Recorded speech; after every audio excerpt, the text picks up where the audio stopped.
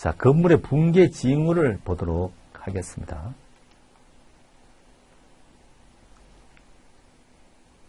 자, 일반적으로 주거 지역 아파트나 단독주택에서는 심각한 붕괴는 없다. 왜냐하면 거기에는 철근과 콘크리트라는 그런 결합력이 아주 우수한 그런 걸로 이제 건물이 되어 있는 것이죠. 그죠?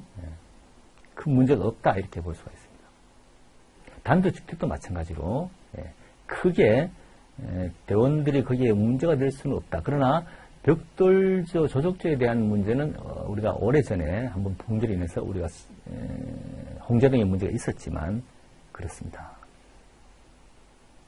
그러나 여기서 한 가지 조심해야 될 것은 2층 이상의 건물이 철근 콘크리트가 아니고 순전히 벽돌로 되어 있을 때는 소방용수를 머금은 심각하게 강도가 저하돼서 벽이 붕괴될 수가 있다는 얘기잖아요. 자, 다시 한번 얘기하지만 처음부터 내가 이런 얘기를 했어요. 그러나 이것이 시험에 나올 확률이 큽니다. 왜냐하면 홍제동에 문제가 있었기 때문에 그런 거죠. 다시 한번 제가 설명을 또 할게요. 자세히 보세요. 물론 이 벽돌이 이렇게 벽돌을 쌓아서 올릴 때는 물론 벽돌과 벽돌 간에 이게 시멘트가 들어가죠. 여기에 대한 이게 마찰, 그러니까 결집력이 적어도 문제가 되지만 일반적으로 미장을 하는 건 보통 2층, 3층 건물에는 철근을 넣지 않고 미장을 하는 겁니다. 이렇게 해서 결합력을 갖고 있는데 이게 화재가 나면 팽창해서 이렇게 안에 수분이 빠져나오면서 팽창을 할 거 아니에요. 그러면 이 벽이, 이 미장이 여기 튀어나올 수도 있어요. 사실은. 이런 상태에서 물을 계속 뿌린단 말이죠. 물을 계속 뿌리게 되면 이 무게가 또 만만치. 그러니까 팽창된 상태에서 물이 들어가면 수분을 또 안고 있는 거 아니에요. 그 무게가 상당하다는 거죠. 그래서 이게 벽돌조라는 것은 이 수직에 대한 이게 압력은 굉장히 좋지만 옆으로 붕괴되는 것은 약하다는 겁니다. 이게. 그래서 붕괴된다. 그래서 이게 중요하다 이거예요. 시험에 나올 가능성이 있다고 항상 얘기하는 거죠, 제가. 하여튼 이해를 하셔야 됩니다. 이해를 그렇게 하면 되고. 그래서 보통 벽체가 철근 콘크리트로 이제 단순 벽돌로 된 거지. 안에 철근을 집어넣은 것인지 아니면 단순 벽돌인지를 우리가 알아야 되는 거예요. 이게 안에 철근이 들어가 있다 그러면 우리 대원들을 안으로 집어 들어갈 수 있어요. 왜냐면 안에 사람이 있으니까. 사람을 구조해 달라고 하면 근데 홍제동에서는 사람도 없었어. 그런데 주변에서 그냥 사람이 있다고 얘기해서 들어갔다 그랬던 거잖아요. 그래서 이 철근이 있다 없다는 걸 판단을 지휘관 하라는 거야. 철근이 있으면 들어갈 수가 있어. 최성기라도. 물론 최성기, 그러니까 우리가 롤오버 현상에서부터는 들어가면 안 돼요, 사실은.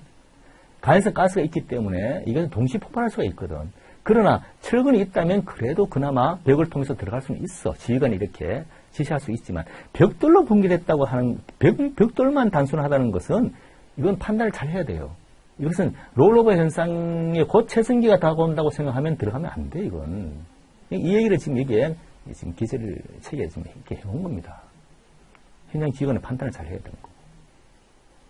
그래서 기둥이 없고 보가 없는 우리가 말이죠. 산풍백화점이 왜 무너졌냐? 산풍백화점이 보가 없잖아요. 보가 없는 상태에서 이게 붕괴된 거 아니야. 산풍백화점이. 그러니까 기둥이 없고 넓은 상업적 건물. 그러니까 우리가 백화점 같은 데는 높게 보이고 넓게 하기 위해서는 기둥을 뺀단 말이죠. 이렇게 있으면 기둥이 들어가야 될 자리에 기둥이 있으면 버티고 있어 붕괴되기가 쉽지 않지만 기둥을 빼버리면 보호도 빼버리면 이게 붕괴될 가능성이 크잖아요. 그래서 산풍백화점이 무너진 거 아닙니까?